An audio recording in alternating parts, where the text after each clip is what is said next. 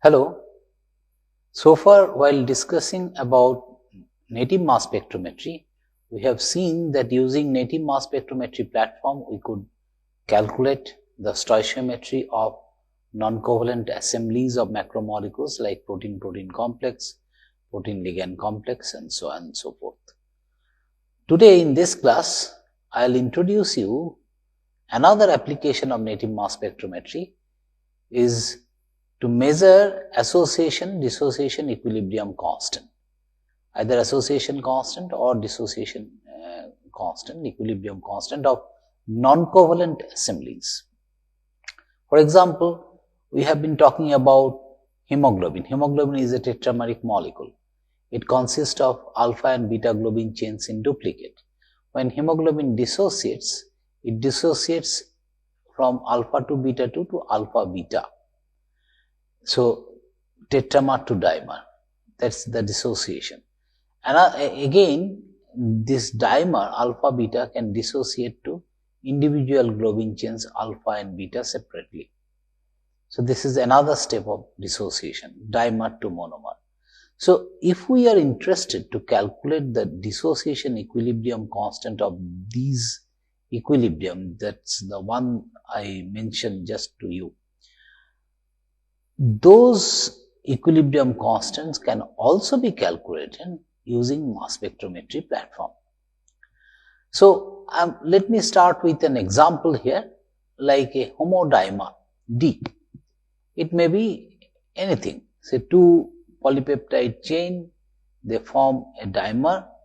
So, that's why, and two identical polypeptide chains are forming dimer. So, we are defining the dimer as homodimer.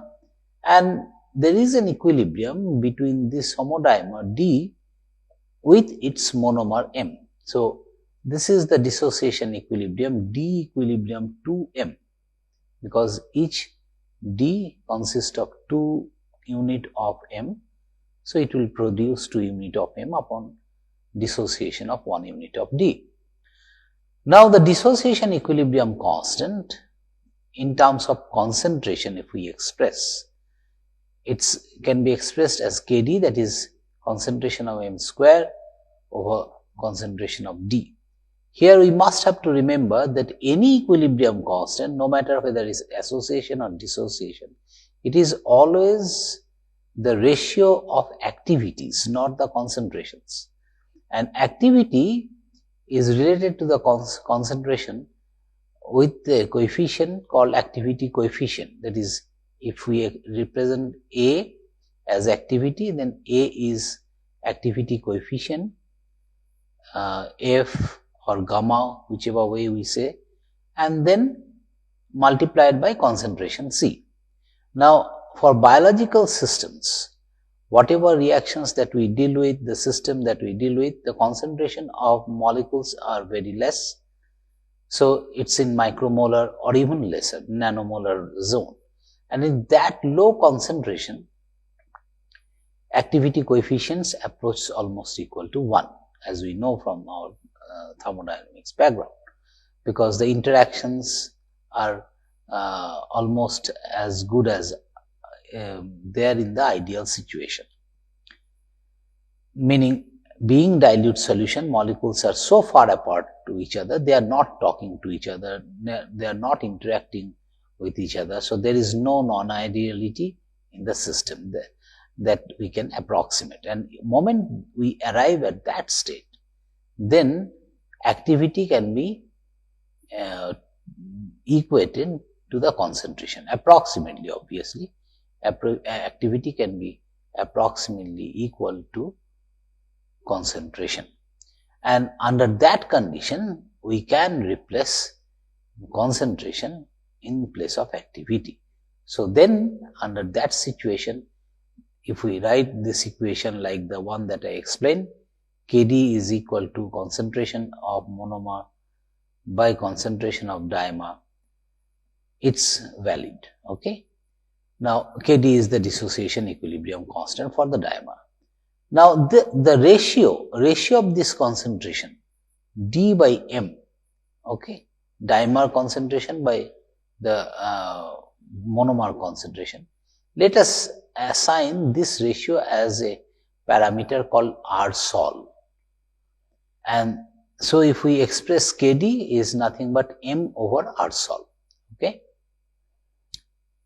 Now if we express the protein concentration in terms of monomer subunit, as I said in the beginning that this dimer we are considering it is formed by the association of two identical globin chain, not globin chain, identical polypeptide chain.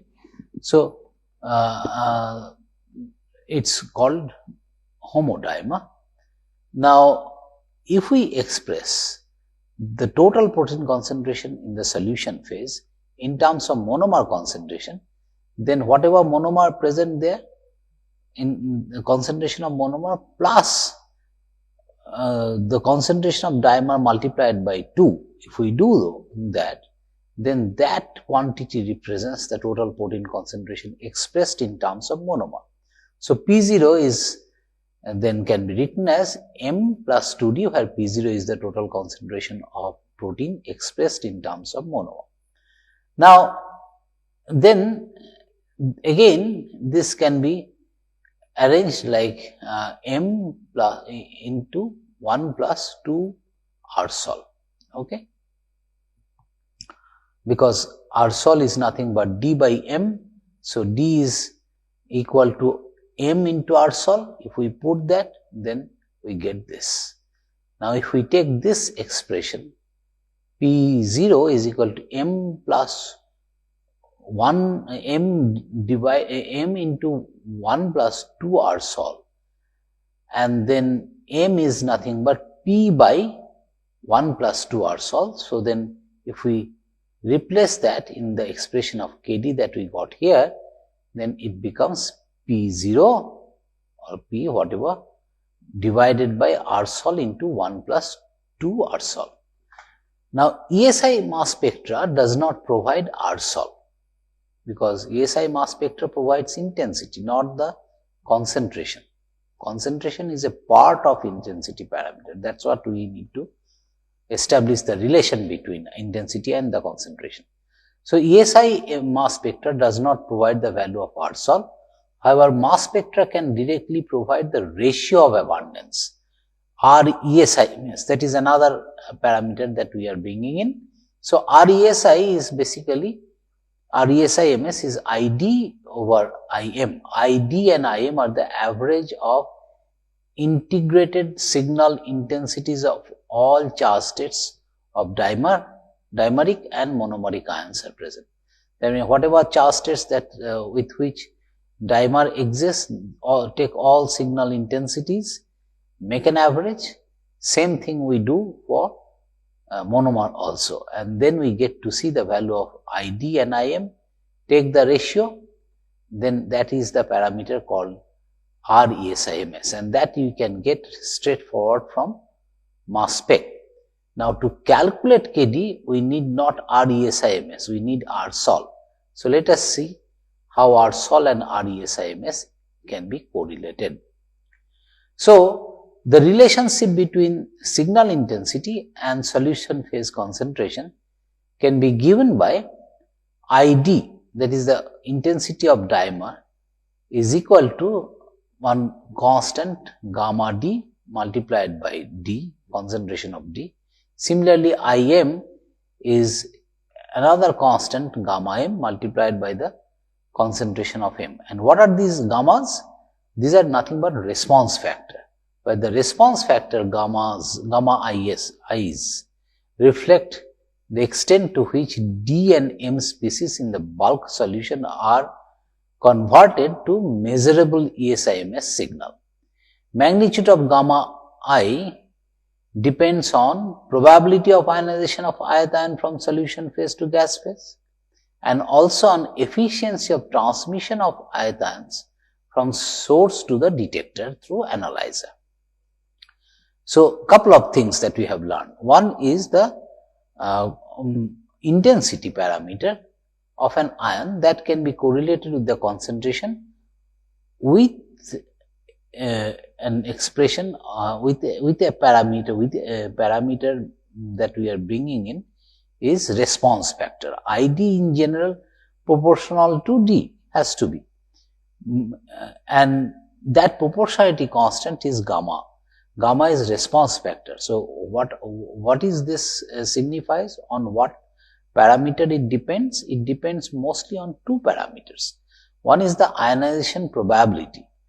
So magnitude of gamma depends on the probability of ionization of ion from solution phase to gas phase, and also on the efficiency of transmission. Once ions are generated into the gas phase, and in the end of the day, it has to be transmitted successfully from source to detector through analyzer. So these are the two parameters it depends on.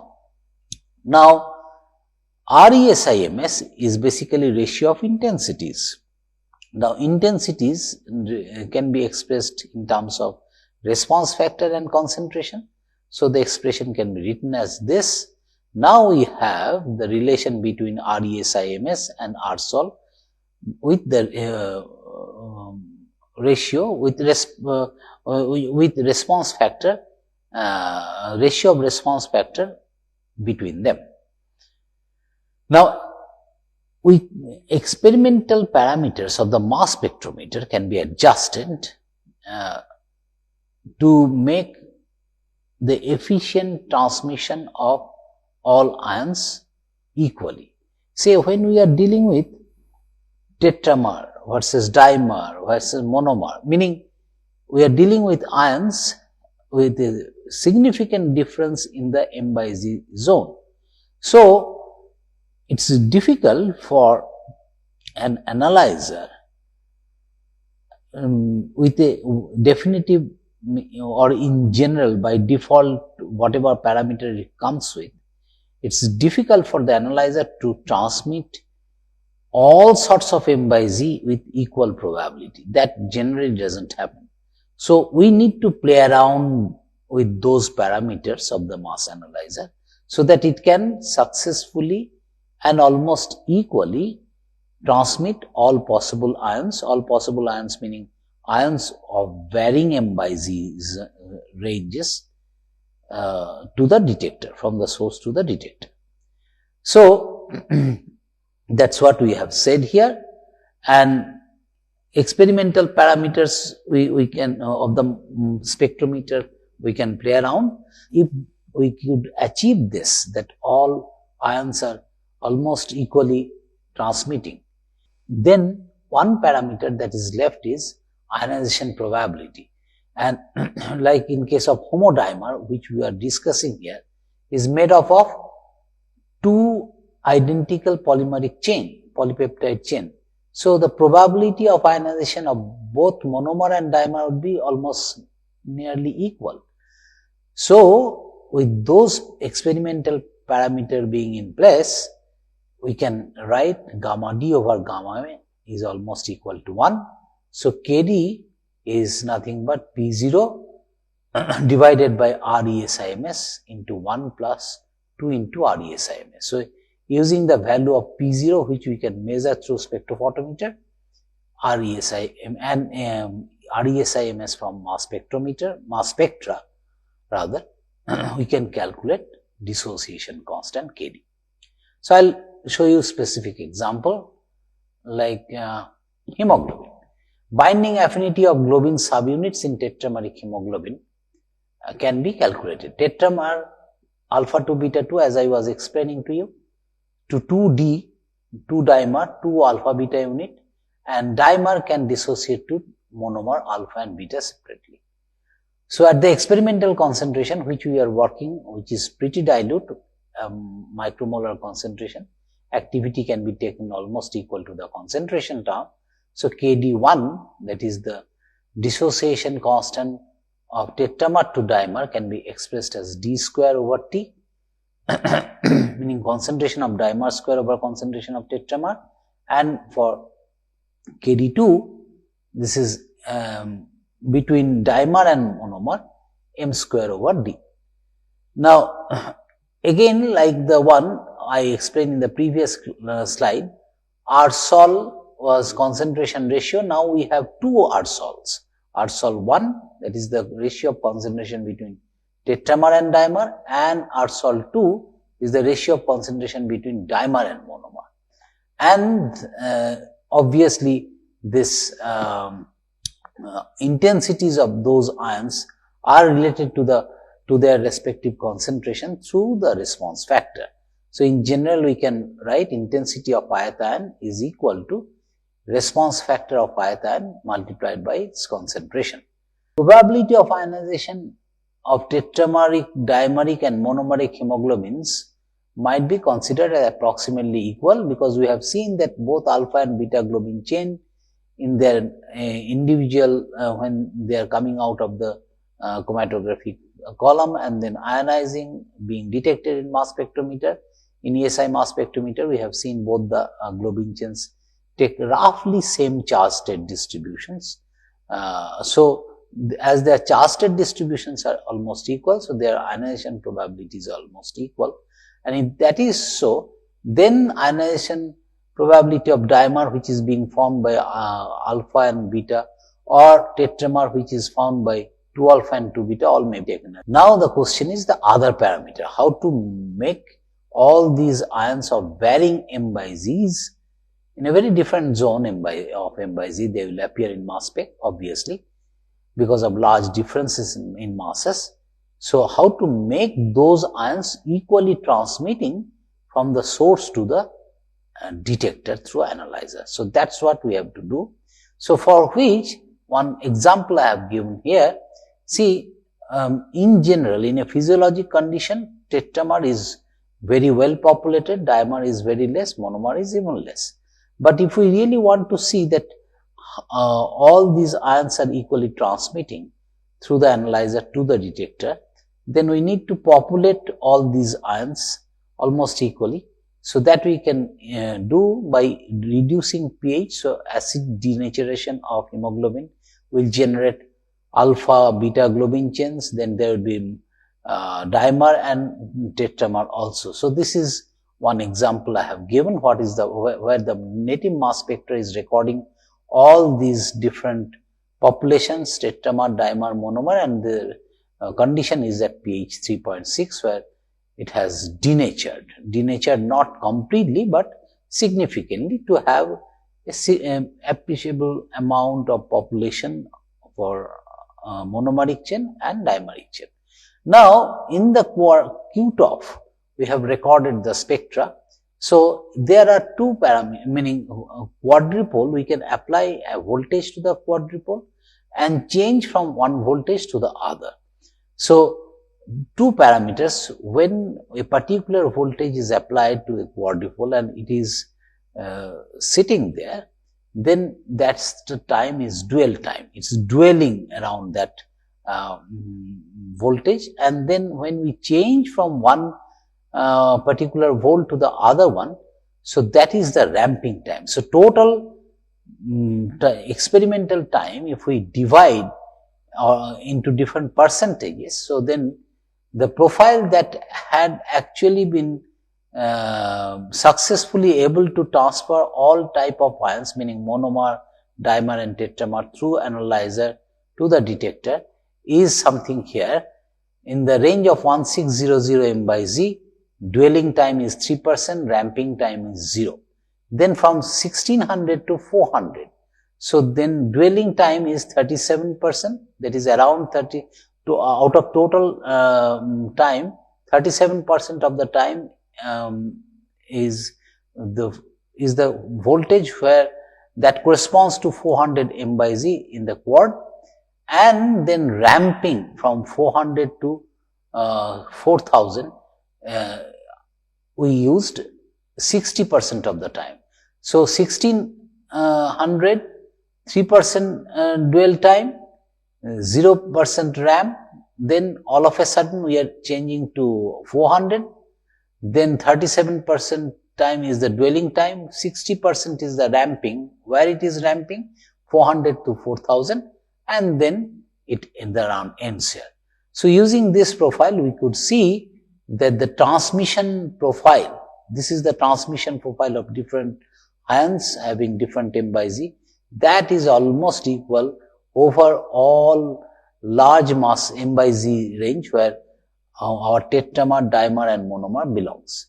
Now, using this quad profile, if it is possible to transmit all ions almost equally, then under that condition, these ratios gamma T by gamma D can be taken as 1. Similarly, gamma D by gamma M can be taken as 1.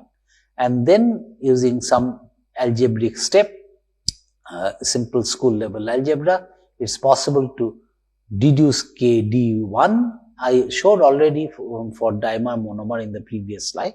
And for this one, where we have two equilibriums simultaneously present, KD1 can be expressed in terms of P0, which is nothing but protein concentration expressed in terms of monomer, and RESI MS1, which is literally the intensities of tetramer by dimer, and RESI MS2, that is the intensity ratios of dimer and monomer. And KD2 can be expressed similarly by this equation. Now, let us make use of this equation and make use of intensity values to calculate RESI MS parameters to finally calculate the dissociation equilibrium constants. We'll start with normal human hemoglobin. This is the native mass spectra of normal human hemoglobin under physiologic condition. Now, this is no more acidic pH, it is physiological condition. So, the pH is 7.4, temperature is 310 Kelvin, protein concentration is 25 micromolar. This native spectra you have seen previously also. Now, using the quad profile which I explained to you, that is 1600, voltage correspond to 1600 m by z, dwelling time 3%, ramping time 0, then voltage correspond to 400 m by z, dwelling time is 37%, ramping time is 60%, and then voltage corresponds to 4000 m by z, dwelling time is 0, meaning just it rises from 400 to 4000 and stops. And using this value, using this profile, whatever native mass spectra that we got, from their intensities can be calculated for each of the average of intensities of all possible charge states of each species can be calculated, and if we use that, then out of 3 replicates run, which I showed here, KD1 seems to be 1.81 plus minus 0.18 and KD2 is 0.14 plus minus 0.03. So, this is the dissociation equilibrium constant for the tetrameric hemoglobin, normal human hemoglobin I must say, and this is for dimer to monomer equilibrium.